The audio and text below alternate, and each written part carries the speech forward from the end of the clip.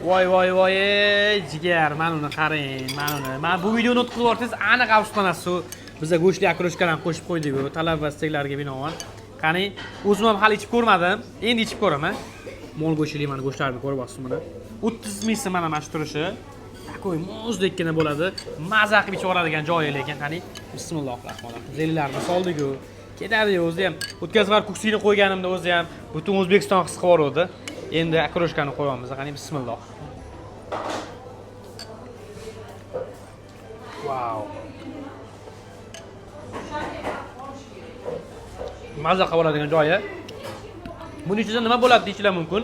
Buning ichida mol go'shti, kartoshka pyuresi bo'ladi, o'zini tuxumi bo'ladi, qaynatilgan tuxumi и o'zini mahsulotlari bo'ladi. Qolgani esa mehr bo'ladi. Xuddi shunaqa ko'rinishda bo'ladi. Bitta posasi narxi 30 ming so'm. Kelib maza qilib ichib joyi lekin.